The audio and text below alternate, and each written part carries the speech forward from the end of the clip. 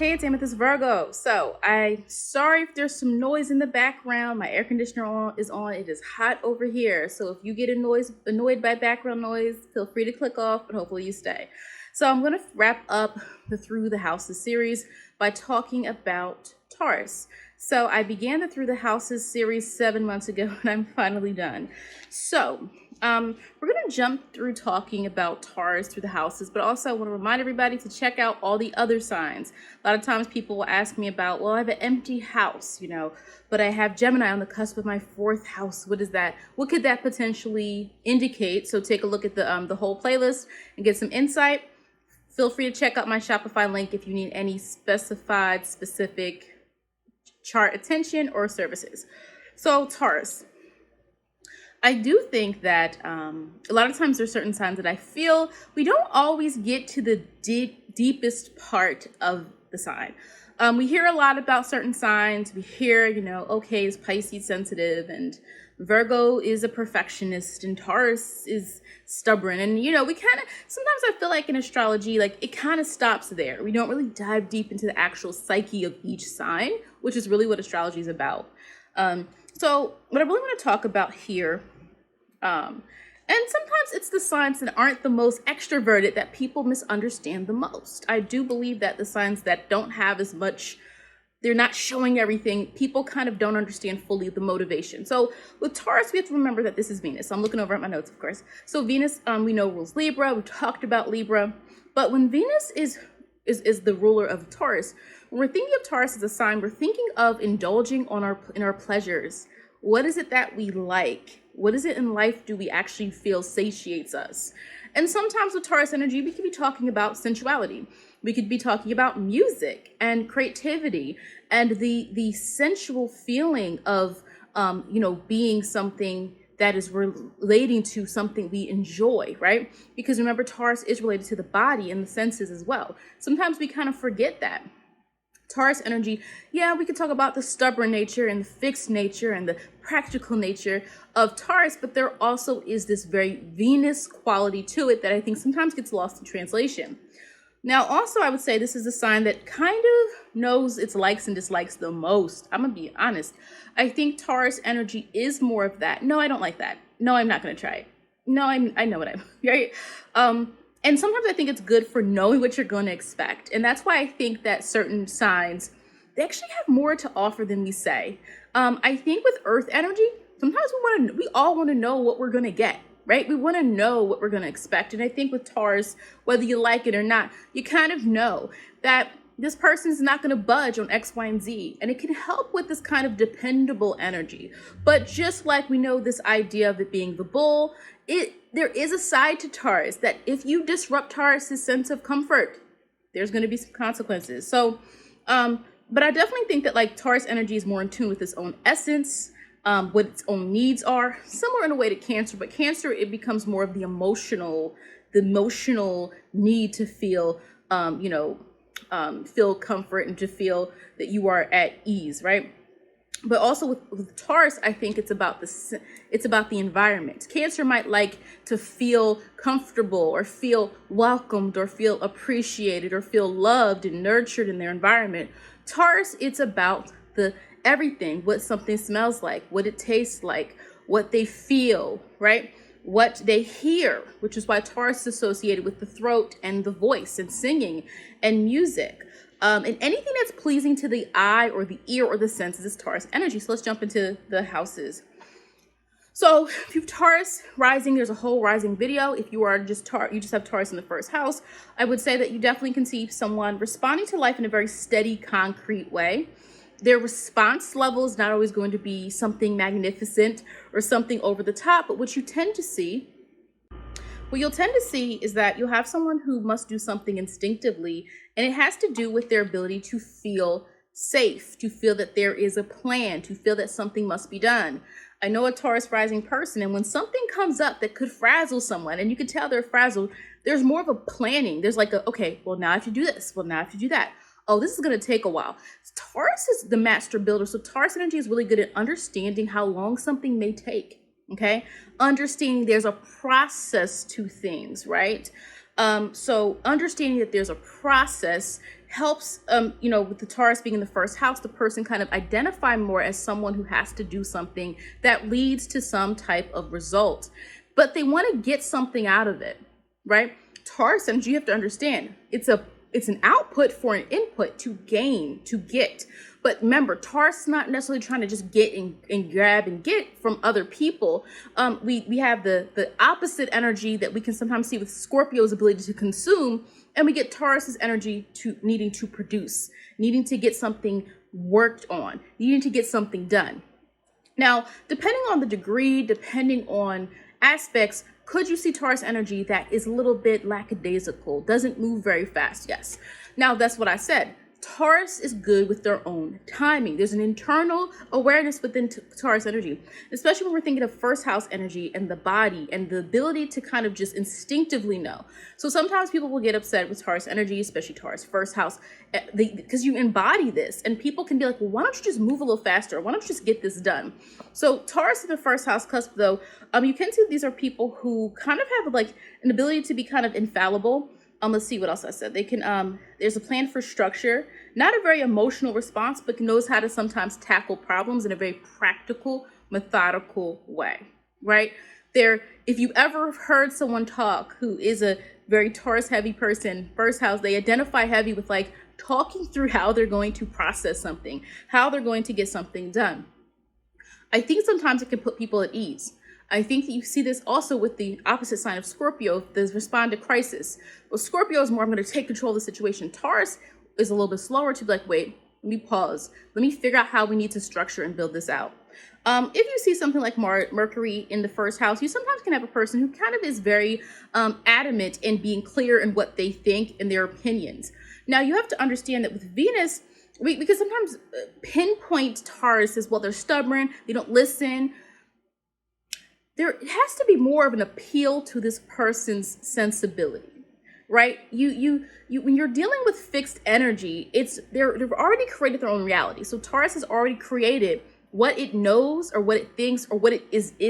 The essence of Taurus in the first house is going to be, this is what I am. And when you try to move me, when you try to control me or push me in a different direction, I'm just going to stay still.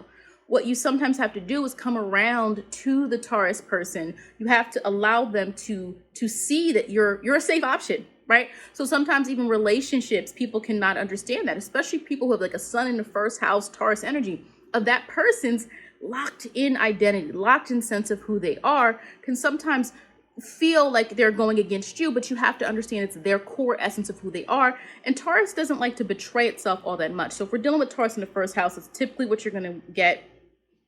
An appearance usually isn't too flashy, unless you have some like other aspects or dynamics going on in the chart. Again, Taurus, you can kind of see it. You can even see in the way the person dressed. There tends to be a kind of modest way of dressing, but also there's an attention to the way things should be put together, right? So you tend to kind of see that with the Taurus rising. Remember, Venus is that influences the planet that rules the sign. The second house, well, this person's instinct is to be resourceful, especially if there's planets there. We're dealing with creating a foundation. There needs to be a predictability in their money flow. This is a person that if you say you're going to pay them, you need to pay them. This is a person who understands that it's important to get your basic needs met first. Now, with all other parts of the chart equal, you probably can find a person who's really good at paying things off or organizing or knowing what they want to do with their own money without needing too much help from other people. This tends to be the person from an early age that wants to be self-sufficient. This is the kid who wants to get a job as a teenager. This is the person who keeps a job, right? Because, the ability for Taurus energy to be a mainstay is the benefit to this energy. And also what you'll see some here is this person can really preserve what they have. In terms of possessions, in terms of items, it is the person who has kept something for a very long time. Remember, if you have Taurus rising, Gemini, let's use whole signs. Gemini would be third house, okay? And I'm sorry, Taurus in the second house, not rising. The Taurus in the second house, using whole signs. The third house would be Gemini. The fourth house would be Cancer. So this could be a person who's maybe keeps track of the family heirlooms. This is a person who cares a lot about the home aesthetic, but also this could be a person who cares about owning something, having their own land, having their own home, having something that is theirs, okay? And the difference here with the second and the fourth house is when we're dealing with the second house, we're literally dealing with things that we possess and that we have. This person tends to have a different type of view on obtaining things. If there's a lot of energy in the second house and not as much 10th, 8th, or whatever, you're going to tend to see a person who is okay with just having what they need. Like they're fine with building a life for themselves that allows them to be comfortable. So you could see siblings that live vastly differently. You could see people who live in very different ways, because Taurus energy in the house that it's associated with is going to really need and feel a pull and direction and being really sustainable to having something, to possessing something, to owning something. So if you have that in your chart, that is where you're supposed to start. You start from the roots. You have to start from the basics. A lot of times people don't like to do that, but you do have to start from somewhere. The third house, Taurus energy, we're dealing with reasoning. And it's built on the basics of what has to be explained, what has to be talked about, what has to be shared. Now, if there's planets in the third house, we also have to understand the fact that Taurus has this ability to be tactful, but also diplomatic at the same time. It's not a confrontational energy. It is a fixed sign, but it is also ruled by Venus. And Venus does have this kind of pleasantry to it. Now, Taurus is not the same as Libra, where Libra is trying to connect to you. But what Taurus is trying to do is tell you the richness of what they're saying. So you can have a Taurus person who may not even say all that much. A person with third house placements might not even say all that much, but when they do say something, it really hits you, really matters. There's a kind of ability to be succinct, but still get it right there. It's like William Carlos Williams. Is that his name? William Carlos Williams. Anybody who remembers reading class or is a teacher, that's that poem about the plum. It's like a 4-line poem about a plum. It's simple, but when you peel back the layers, it does have meaning to it. Taurus prefers simplicity, which is the beauty of their communication. Sometimes you don't need a highfalutin, extra type of answer. Sometimes you just need to know something, and that's just what it is. Now, you could see a person, let's say, for instance, let's use whole signs as a Pisces rising, Aries in the second, Taurus in the third. So you would have Virgo in the seventh. Venus could bring, so when you have like an earthy energy to your way of communicating, right? So think about it. Third, seventh, and 11th houses, you're dealing with this earth energy in the communication. So this could be a person who's pretty practical, very to the point. It helps you in terms of being concrete. There aren't too many ways of getting misconstrued, but at the same time, sometimes you might have to add a little personability in your communication with other people. This can bring, let's see what else, deliberate in their explanation. Sometimes you can get a person who's good at directions, good at giving you directions. Sometimes we don't need to complicate everything. Sometimes we just need to know how to put something together, how to do something. Think about directions. Remember, third house traditionally, besides communication and siblings in early life, was also manual, things you could do, right? So actually, you could have Taurus energy in the third and have somebody who is good at explaining the process of how to do something. This could be a person who's good with giving directions. If you've ever asked for directions, now nowadays with GPS, we typically don't need to, but maybe you do if you go into a building you've never been into before. But this would be the person that's like, you go straight, you go left. There's a McDonald's on the corner, you go down to the red light, and then you are there. As opposed to people like, yeah, well, there's a McDonald's here and then there's a Starbucks here. And if you go here, oh yeah, my mom used to live up there. Like, you can sometimes get signs that are over the top with explaining things, but with Taurus, you kind of are going to get it to the point. But the pitfall can sometimes be you might have to connect to people in different ways. Sometimes if you're trying to excite or lure someone in, sometimes you do have to play around a little bit more with your language and your communication style, especially with people who might need more of an explanation. You could have a Taurus third house person, especially if Mercury's there. It's like, I said what I said, right? That meme from Nene. I said what I said, but it's like, you sometimes have to give people more, especially let's say if you're in a relationship and you're trying to explain something to someone and they need to understand more of what it is that you're trying to say, but you're kind of just like, nope, I get it. But just because you get it doesn't mean someone else gets it. So that's something that sometimes Taurus third house people can struggle with a little bit more, because you are kind of a bore getting too complex unless you're in situations that require you to. It doesn't mean that you're not able to get into complex conversations, but it sometimes can mean you're very direct, you're very to the point. You might not always like to take other people's ideas too. Now, the fourth house, and again, everything's going to depend on the rest of your chart. Of course, the fourth house. So if Taurus in the fourth house, I think it's similar in a way to how I said, Taurus in the second house is going to want to own possessions. This might be a person who really wants a car, a person who wants a house. But remember, the fourth house is home. So you could have a person here who cares about home, who buys a home, or maybe they care about their family home. Their family home, where they grew up, might have some sentimental value to them. They might be the one who wants to get things passed down to them. Home is important to them, but unlike Cancer, it's about this person feeling, that they're able to feel at peace with their environment. This is a person that might say, no, we're keeping that house in the family because inside they feel comfortable there.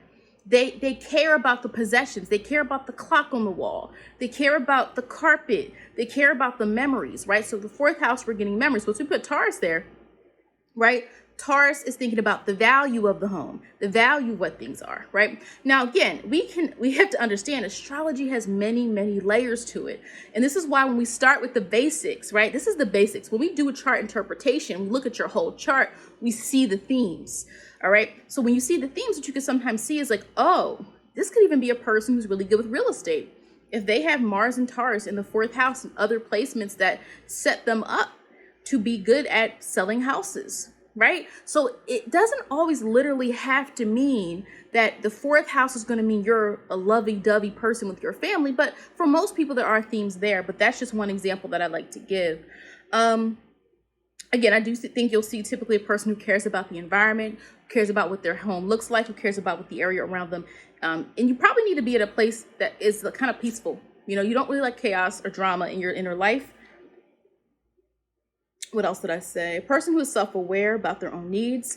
Yeah, I mean, you sometimes can have like a stubborn energy, or a person who doesn't like to get that complex with emotions.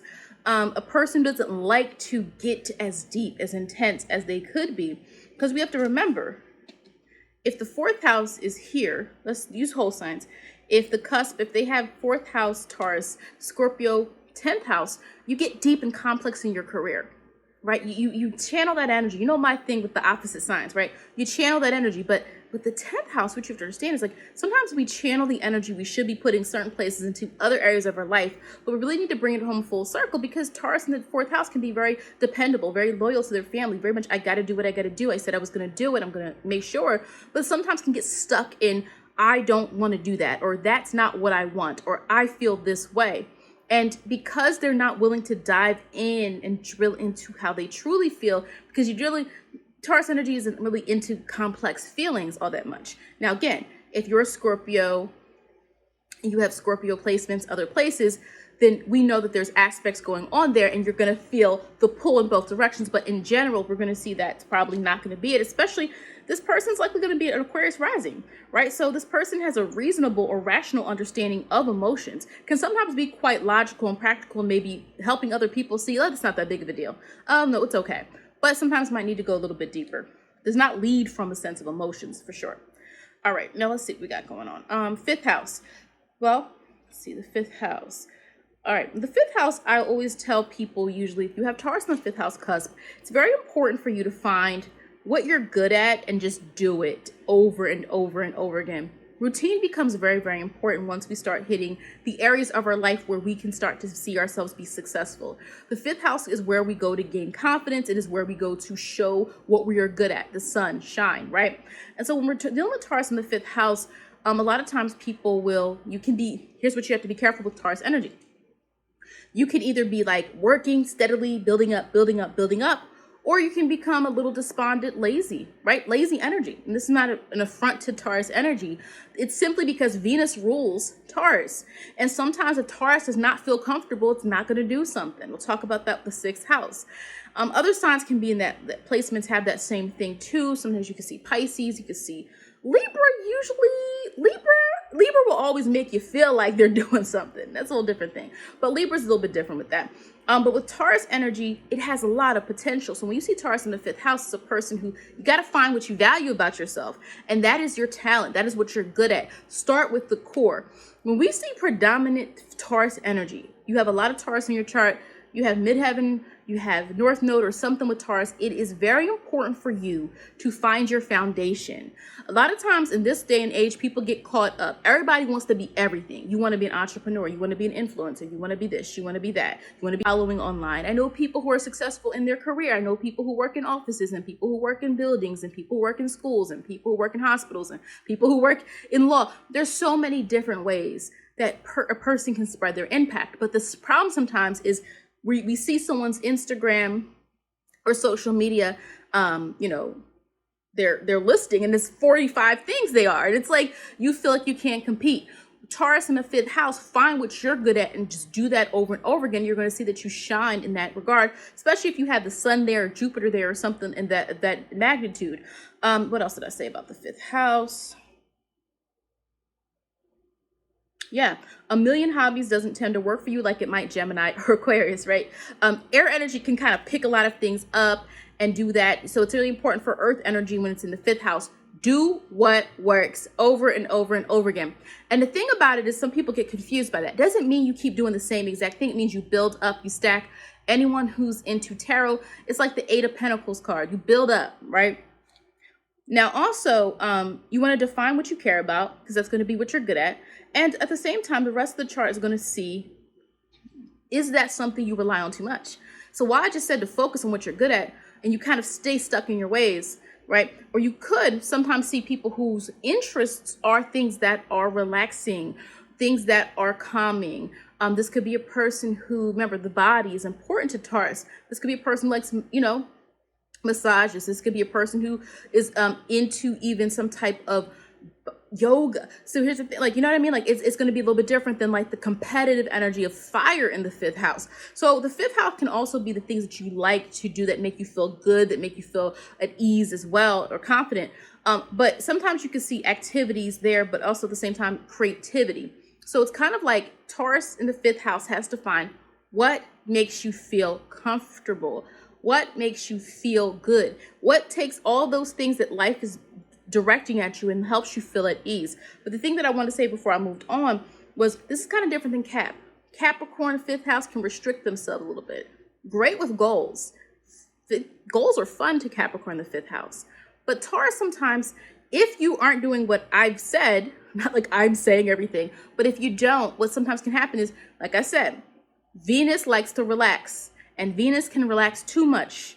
And Taurus can relax too much to the point where somebody has great abilities, but they don't work on them. So it's important to work on them. The 6th house Taurus energy. Okay. So the 6th house Taurus energy, Taurus in the 6th house does not change their habits for anyone, typically. You're typically not going to see someone that's changing all that much. Now, let's think about it, right? So the 6th house Taurus, 7th house energy, we're dealing with Gemini, Sag, rising. The Sag rising, right? So you would think that this person's approach is to try new things, to do new things. But this could be the Sag rising person who's great at just experimenting, at being someone who is trying to understand and navigate life in a way that's a little bit, adventurous, to really understand their true purpose and passion. But then you hit the Taurus on the 6th house snag. And this is the person, I know someone like this, they're Sag rising, but they are so methodical and organized when it comes to their daily life. They like things a certain way. They go get up at the same time. They go get their coffee. They go do all of these different things. This is why it's important to understand your whole chart and not just a piece of it, because you would miss that. Yeah, you're a Sag rising. You're going to tell the truth. You're going to be interesting. You're going to have interesting stories about your travel or whatever it is you think it is, right? But at the same time, you have Taurus in the 6th house cusp using whole signs. Now, this is a person who can also maybe do really well. They don't want to change their routine. So over time, this is a person who's dependable at work. Over time, it's the dependable brother, right? This is the person that maybe on the outside, yeah, they look like they have a lot going on, but they are always come through when they say they're going to come through. That's a very 6th house energy. These people are consistent.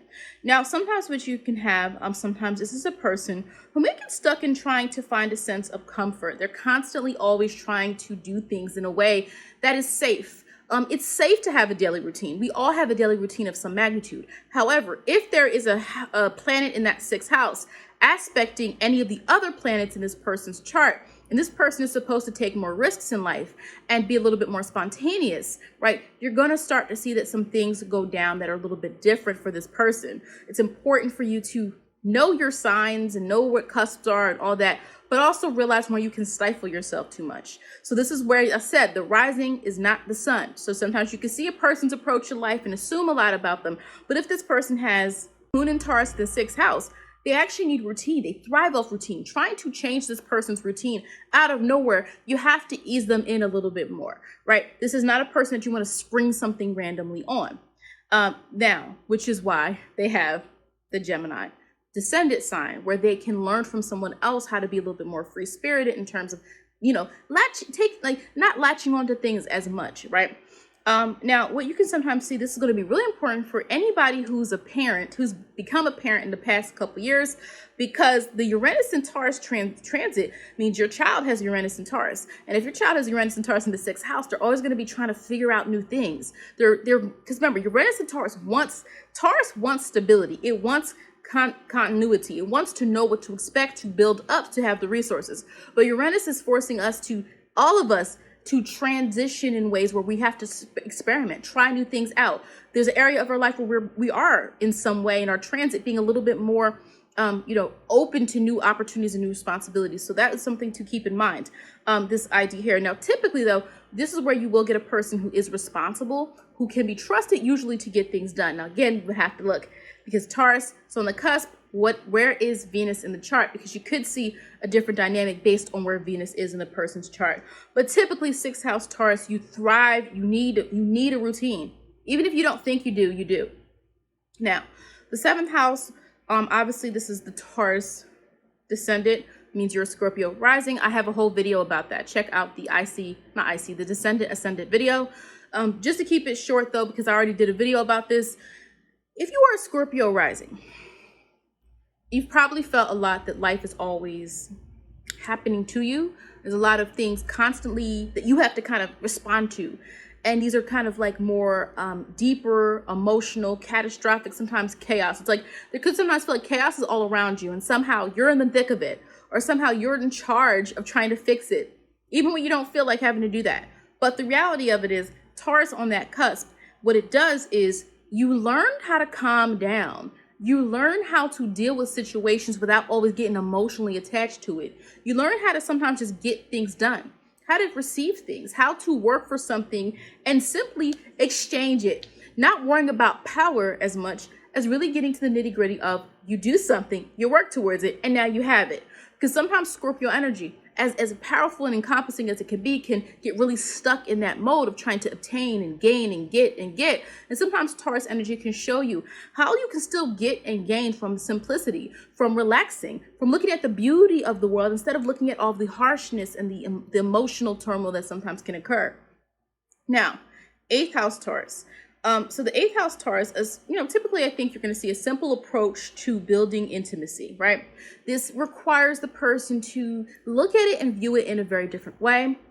This could be a person who's maybe not openly sensual, but Taurus there, especially if you start putting Venus and Taurus in the 8th house, this is a person who really thrives off having deep, intimate connections with others. But at the same time, they are someone who really requires probably a lot of, they require a lot of building up in order to really get that intimacy from that person, typically. What you'll usually see is this person wants to grow and develop, but it's not always necessarily about the power. Now, what you'll typically see, what I see a lot, second house, 8th house energy is always going to be about some finances, right? So sometimes 8th house is combining or getting or borrowing, right? The 2nd house is what you earn, what you obtain. When I start to see in the 8th house, anything Taurus in the 8th house, of course, Scorpio in the 8th house, Aries or Libra in the 8th house, usually it means there's some theme there of you and other people and money. So if Taurus is about you earning, sometimes it can mean your money helps someone else that you're married to or that you're connected to, or somehow your work that you do helps other people. It doesn't always have to mean that your money is being given to a spouse or something like that. It could simply mean, like I say, you see someone who has something like Jupiter or Mars, I don't know, something that means you can control money, or Pluto or something like that.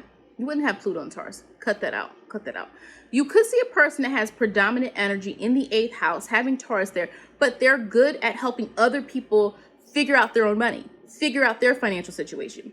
Maybe that's the work that you do. Maybe that's the line of work that you're in. So this is what I want us to understand about astrology, is that once we open up our horizons, we see that everybody's chart is going to show all these signs and everything I'm describing in different ways. It all is going to depend on the individual chart.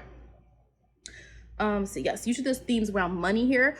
You usually are good at making it, keeping it, but also you know how to do it on your own. So sometimes we can see the 8th house is combining with someone else, but Taurus being brought to the 8th house can sometimes mean that you're good at knowing that you bring something into, into a relationship, or you bring something that requires you to develop and grow from the money that someone else already has, or very possessive, right? Once we see, because 2nd house Taurus can be more, you're gonna see it. They like their items. It's very transparent. Your uncle likes his car. He polishes it all the time. It's very, you see it. When we put Taurus, which is I want, I have, into the 8th house of I'm consuming, or I have this power, right? Or I have this emotional connection and dedication, you can sometimes see a person who's a little bit possessive over items, but also over people. But that could be a hidden side to them. So that's something to keep in mind. If you have Taurus in the 9th house cusp, or that in the house, I do think that the 9th house Taurus energy, you kind of get a person with a lot of common sense. They have common sense. They understand the world in a way that allows for them to have a sense of understanding things on a macro level and breaking it down in a way that's simplistic to really navigate life. Especially, say, if you had like Moon and Taurus in the 9th house or something like that. This person, it's like worldly energy, experience meets practical energy. So once this person is experiencing certain things, they then have the ability to share, to express, to mentor, to give advice. And it's usually going to be a very matter-of-fact way. It's not complicated. It's not hard to figure out what this person's message is, similar to what I said in the 3rd house. But with the 9th house, you have more of an obligation in some way, usually to teach or mentor, or to speak your truth, or to say the truth in some way. Typically, Taurus 9th house cusp, it's typically not going to be that adventurous of a sign, okay? You're not really going to see someone who, because remember, think about what it means, right? Think about this, y'all. So, and there are exceptions. I know someone, this is an exception to the rule. Now, so what you're going to see here is, let me give an example. So if Taurus on the 9th house cusp, using whole signs, we're going to have Aries on the 8th house cusp, and then Pisces on the 7th house cusp. If you're like me, you have Pisces 7th and 8th, right? But then I have Taurus. But so either way, when you have Pisces on the cusp of the 7th house, you are dealing with your Virgo rising. So Virgo rising sometimes, depending especially, can be someone who's a little not sure of taking on new adventures. It can sometimes be a person who will do it, but there has to be a practical reason for it. This is not someone that wants to really do something just for the thrill of it, for the sake of it. They only do things exciting when it means it has value to them, right? They can spend a lot of time doing what they find valuable. So if there's something they're interested in, if they're traveling or they're going somewhere, it's because they truly feel that it's going to add value to what they already know and already what their truth is. You could have a person be like, travel there for what? I don't want to go there. I want to go here because I want to learn about this. It's a practical reason, right? Now, here's this what I'm talking about with astrology. The more you do it, the more you're going to see exceptions up to the rule, and you're going to know why. I know people that might have this here, but it's different because they have a lot of Sag energy in their chart. And they have a lot of Sag energy in houses that, might promote them to do that. Or I know someone with the North Node in Sag. They're supposed to travel. So even if they have Taurus and 9th house cusp, this person's chart is designed for them to learn how to go outside their comfort zone. They're still always going to have this kind of practical, common sense, no nonsense approach to their truth. Their truth they're attached to, but at the same time, it's going to manifest differently in them. 10th house Taurus. Typically, this person works hard, but typically they work hard so they can relax. It's different than Capricorn's need in the 10th house to have reputation and to get power or to be seen as someone who has authority. Taurus isn't really doing it for the authority as much as, remember, Venus. It's doing it for the resources. You can have a Taurus 10th house person. They want the benefits. They want to make sure their job has benefits. Their job has the ability for them to be stable. You can see a person who stays in one position, one job for a long time with Taurus in the 10th house. Now, whether it's the sun there or Jupiter or whatever's there, is going to make a difference in terms of how that person grows within that role. You can see a person who wants to move up, but sometimes with Taurus in the 10th house, it's more like, no, I have goals and I'm going to achieve them, but I don't need my goals to be, I'm not trying to get power. I'm not trying to get influence. I'm just trying to get what makes me comfortable. I can provide for my family, such and such. Kind of the type of person that can say, let's skip the fame, right? I just need to have what I want. I just want to be comfortable. I want to be in a spot where I feel that I'm good. And so sometimes you're going to see a different energy when Taurus in the 10th house than people who might think it's similar to Capricorn, which is that associated with the 10th house. Taurus, sometimes I'm doing yes, I'm wrapping up a video, or I'm done that. I'm wrapping up a reading for someone when I was noticing like Taurus energy is very much, got to be careful, because Taurus can feel a lot of pressure in the 10th house. And sometimes it can say, this is too much. This is too much for me. Taurus likes to be in comfort. So definitely being at a job that doesn't pressure you, that doesn't stress you, that doesn't bring chaos and all this to you is going to be important. So Taurus might not want to go into more of those professions that are more intense, that require you to deal with a lot of trauma or things like that. You might want to do something that really is focused on maybe the arts or your creativity, or something that you can just do every day that you understand how to do. The 11th house, okay, when Taurus on the 11th house cusp, what you can tend to see here is a person, now, depending on what's there. What if they have Mercury there, right? You get a straight shooter. This is a person who says what they mean. They say, they might have a lot of opinions about society, but it's it's very practical. It's very rational. This is a person who doesn't, it's like the person, you ever talk to someone and they're like, it's simple. It's just this. They like to deduce everything into it being simple. So it's sometimes that's good because sometimes the answer is simple, but sometimes it's frustrating when something is more complex and nuanced, but you have someone who just wants to boil it down to something else. So you're like, no. So that's where you can sometimes even see differences between Virgo and Taurus energy, right? Because Virgo wants to analyze and probe and pick it apart to understand something. And Taurus is like, well, it's just this simple. It's this. What do you mean? So that's, something that's an interesting dynamic there. But also, let's say this person is a Cancer rising, because they would have Gemini in the 12th house. If we're doing whole signs, Cancer rising, Leo in the 2nd, Virgo in the 3rd. This could be a person, though, who still in some way is very earthy and very practical in how they deal with group settings. This could be a person who, in groups, they're kind of the translator of what's logical, right? Because if we're dealing with air energy, right, or earth energy being in the houses that are associated with, yes, Capricorn on the cusp of the 7th house. So earth energy in the air houses means you kind of bring a sense of steadiness to the group. You bring a sense of reality to the group, right? So this is where you can get really interesting dynamics between people's charts, where you can be like, that's a Cancer rising, but that person also is very practical. They're very logical. They're good at explaining things to people in the group in order to help them understand things. So that's where you can see a very interesting way in which Taurus in the 11th house can, and also I think with Taurus in the 11th house, this person can have a lot of influence on the group in terms of social aspect of, being the person who invites them to, their house, invites them to their home, hosts something. Taurus tends to keep a small circle, right? It's not like they're going to want everybody around, but if Taurus has something to show off, if Taurus has something they want everyone to see, remember Taurus and that influence, that Venus, that artistic ability. So sometimes you can see a person who is the influencer of the group. Their style, their taste, everybody wants to be kind of in a way like them. But again, it's not always a flashy type of thing. Could you see a flashy Taurus energy person? Sure can, right? Especially if there's other signs in the chart showing that this person likes to show off. This person has a lot of things. Remember, the 11th house of influence, of networks, of friends and things like that, you can sometimes see Taurus energy have that influence and that the good taste, the good style. So sometimes some of them will like to host certain things or be around people who can kind of, see them, especially if someone has like Venus and Taurus in the 11th house. Well, now your style, what you have, what you possess, now is the intention, right? The attention of other people. You're getting the attention of others. Even if you don't intend to get that attention, sometimes that's what can happen. All right. So especially if this, especially when we're thinking of, Leo on the 2nd. If you have Leo on the 2nd and you have Taurus in the Taurus in the 11th, of course, you can sometimes have a lot of nice things and want to show them and have some way of helping other people see the value in things. So that's why you could see a person who even is a musician or someone who influences society with Taurus in the 11th house.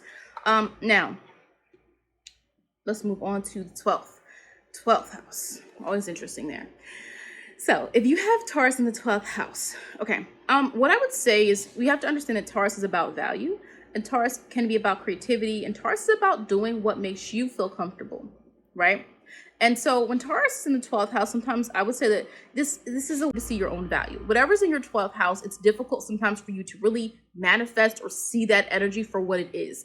Remember, Neptune, nebula, the 12th house is sometimes we are so stuck in what we already sense about ourselves. We sometimes don't realize we have to bring that out, or that we have an obligation, or that it's a part of our karma, or that people need what we have sometimes, especially you people with planets in the 12th house.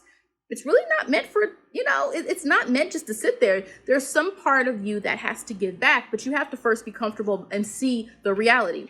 Now, Taurus being there, the importance, I would say, is that this person, you might want to use spirituality in ways that are practical. You want to have routines. You should have spiritual beliefs that are ingrained, a part of you. Rituals, doing something every day is a part of Taurus energy. And you have 12th house energy. We're now thinking of the spirit. We're now thinking of the imagination as well. We're thinking of things that can help you foster even your creativity. So especially a person who has a lot of creativity, but they're not using it. That's very typical of Taurus in the 12th house. You have creativity, you're good at something, but you do it in private. And because you're doing it in private, you might not even value yourself for what you have to give, and other people might not even know you know how to do it. So if you have Taurus in the 12th house, it's important to really understand your self-value. You also have to learn to be self-sufficient. You could be in situations where you're constantly feeling like you have to do things for other people, right? You have to keep doing things for other people, that you're so consumed, especially those people that have Scorpio in the 6th house, right? You're indebted to other people, or you're so responsible that you're always doing what you're supposed to do. But Taurus is that authentic, I have to gain these things that I know that I want in life.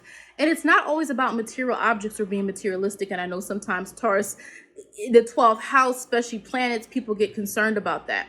But definitely, typically, you have a gift. You have something typically that is creative that you need to bring out or work on that skill so that it develops into something that helps you really see your true value. In that way, we get to see the full aspect of you instead of you hiding, right? Instead of the hidden thing that the 12th house can do.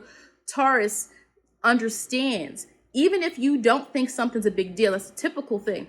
Taurus in the 12th house, you don't think something's a big deal, right? You don't think that you have anything to give. You don't think you have anything to offer. It's hard if you have that Venus in that Taurus in that 12th house. You question yourself. Do I really have anything to give the world? Or do I really have anything to give in this relationship?